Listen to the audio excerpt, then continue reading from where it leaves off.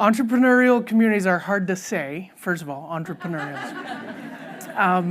Entrepreneurial communities are places, and they can exist anywhere, but there are some conditions that you see in most of them, no matter where they are. One is that they have a collective vision for their future, and that vision includes economic activity and development. The other is that they have the capacity to invest in that vision. And then the third is that they have a bit of a success rate. They have proven success, and they've done some projects that are tangible for their community.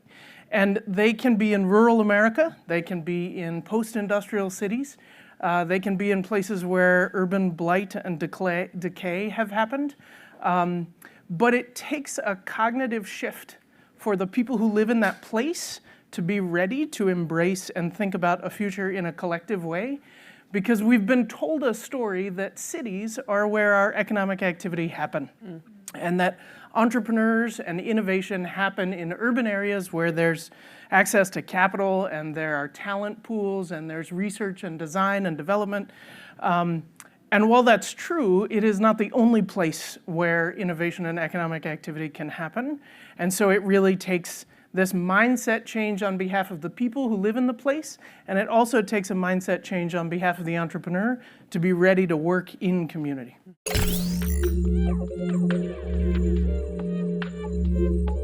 So making the cognitive shift is about storytelling, honestly. There is a narrative that exists, and I work in rural settings, so for me it's really strong in rural America.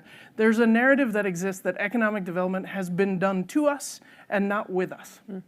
And anyone who's familiar with the global capitalist marketplace knows the expansion and contraction and the boom and bust cycle of how economies and companies work. And what it means on the ground in a community is that a company moves in and a period of wealth and success and business and good jobs happen, and you begin to feel proud of your community, and your kids have a place to go, and you've invested in public infrastructure. And then the contraction happens, and then the economic vitality begins to diminish, and then you lose professional capacity, and then the story you tell your kids is that the only success they can find is if they leave. And that narrative is a narrative of desperation. I worked in a small town in Montana, which a few of you will know, on the Rocky Mountain front, called Augusta. And in that town, the people said to me, the only thing that's going to grow in this town is the graveyard. And that's rugged. That is a rugged thing to believe. And it doesn't inspire any kind of hope. Compare that to a different small town, different state, where the town manager literally made it his mission to go around and say, this community deserves good things. You people deserve good things. We should be proud of this community. And that narrative began to change the way they saw themselves.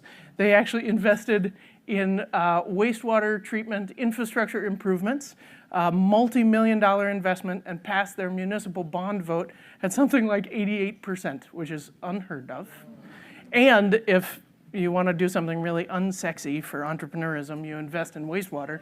But it's actually really critical for business innovation. So that cognitive shift is between the story of despair and the story of hope and optimism.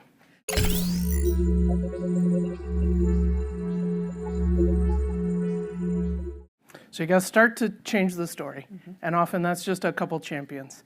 Then the next thing you have to do, and Rachel talked a little bit about it, is you have to create a platform where the community can come together to talk to itself so that you can remind yourselves about your shared values and what it means to be looking ahead, looking to the future together. Because that narrative of what has been done to us leaves you with the only success was in the past. And you have to be able to create an open and neutral space where people can talk about challenges, but then they can also begin to vision what comes next for them and for their kids and so on. During that process, though, it's really important to be authentic about how long it takes to change trends like this. So a good friend of mine says that it is unreasonable to assume that communities that have suffered from decades of outmigration and economic decline are going to turn that trend around in just a few years. And it's really important to understand how long this work is going to be for this community, for this place. It's generational work. And then the next thing is you pick priorities. You got to start somewhere. You got to have a small success. And it has to be tangible. Community members have to feel it, right? They have to see it. And that's where a lot of rural communities run into a challenge because the capacity is often not there to do that small success and then do it again and then do it again until you can build some transformation. So that capacity piece is really hard, but all of those conditions build vitality.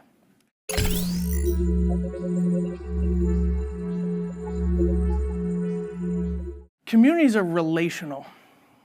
Communities are spaces in which we give of our time and our energy, and we volunteer, and we go to the church dinner, and we go to the select board meeting, and we go to the school board meeting, and we're on the board, and we don't expect a return on all of those things that we give for our neighbors.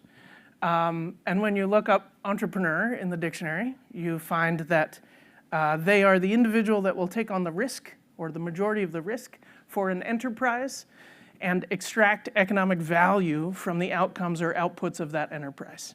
So they exist and have to in a more transactional space. They need to be able to give something and get something back. There's a return on what they are building in the world. So when an entrepreneur begins to work in a community setting, they have to be able to shift from the transactional world into the relational world. They need to be able to show up for community. They need to be able to acknowledge the community values, because inevitably there is a moment when the entrepreneur will have to ask something of the people who live there.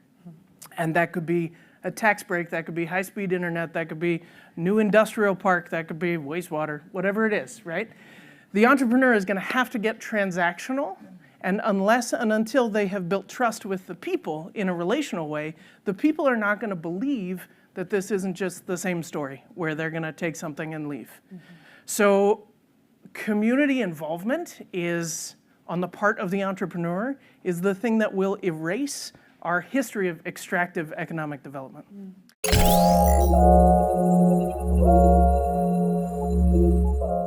Yeah, I had the privilege, and some folks in the room know this community, but I had the privilege to work in a community in northern Vermont, closer to the Canadian border than we are now.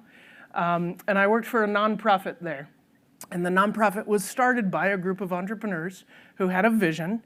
They were all in the ag world, the farm and food business world, in different ways, different settings.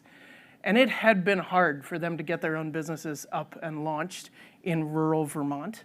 And so their vision was that they needed some non-traditional leadership to be able to support the continuation of that work, because they saw it as a value add for their communities. And it really was a heritage industry for the communities around there. So they created this nonprofit, and the nonprofit was designed and set up to be able to identify the gaps in the supply chain and facilitate investment in those gaps so that entrepreneurs in that sector could thrive. So 20 years down the road, the nonprofit now owns and operates a shared use food and farm business incubator. There's now an accelerator building that the town has invested in.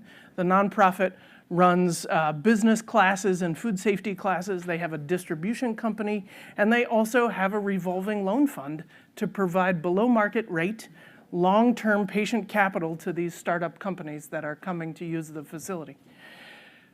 At the same time, the nonprofit is running farm-to-school programming. They've got community gardens. They're working with the food pantry, and they are changing the story of how the community adds value and gets value out of this local food system and this economy that is working on their behalf. So it's 20 years of an experiment. It is not perfect, but it's one example. Yeah.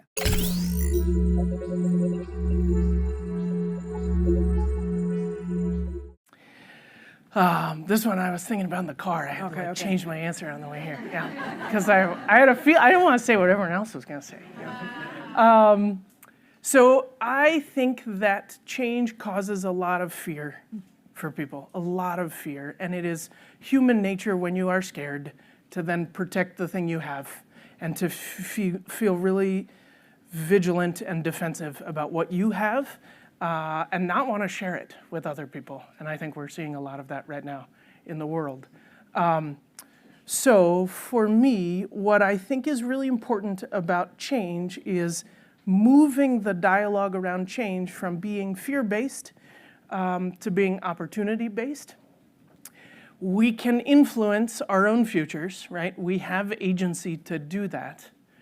But the more we can bring other people with us in a vision for a future that is shared, the more long-term that change can be, the more resilient that change can be to future threats and future challenges, and the more sustainable it is because people believe that that's where they want to end up together.